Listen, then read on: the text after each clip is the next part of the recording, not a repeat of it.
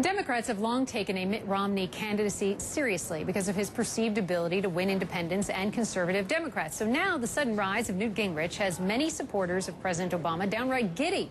Barney Frank, for one, the iconic Massachusetts liberal, says Gingrich winning the GOP presidential nomination would be the best thing to happen to Democrats since Barry Goldwater. But some believe a Gingrich nomination could energize conservatives and attract Hispanics, much as George W. Bush did in 2004.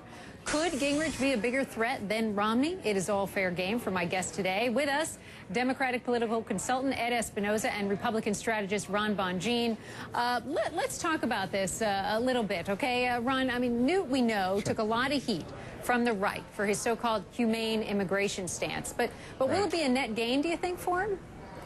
Well, I think if he became the general election candidate, it sure would be. He has taken on a huge policy initiative to go after Hispanic voters, and I think that it sure could be it sure could help him. You know, just even a few percentage points of getting the Hispanic vote could help him in the Mountain West, places like Colorado, New Mexico.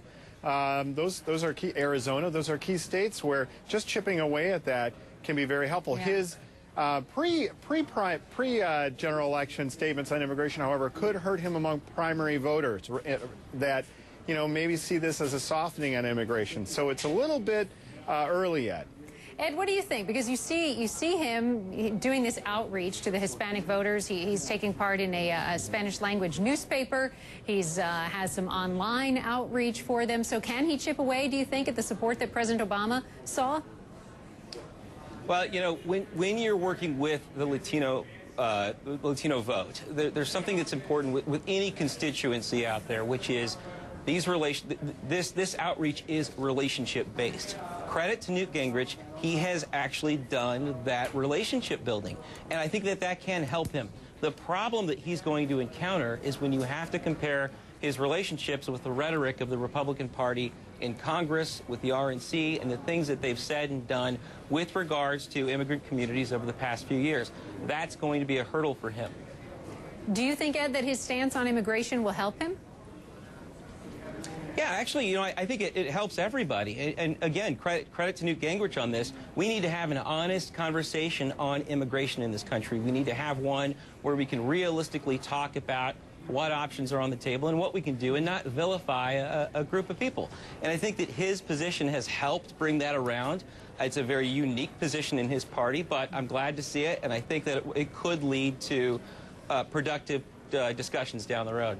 Let's talk about the Jewish vote. It's pretty small, but it can also be pretty mighty, as we've seen, just 2% of the electorate in 2008, but strongly Democratic. Let's look at this poll that we have here from back in 2008. 78% actually of the vote went to President Obama, 21% for John McCain.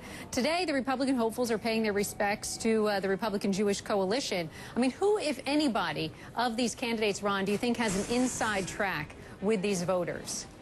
Well, that's a great question. I think that, you know, Republican candidates in general have the inside track due to President Obama's stance on Iran. He's not strong enough in the minds of many Jewish voters, and frankly, the statements made by Defense Secretary Leon Panetta, the Belgian ambassador to Belgium, that look very anti-Israel. They have painted themselves into a corner and alienated the Jewish vote, and I can tell you that that percentage is going to grow Republican in the next election. We're already seeing that in some places.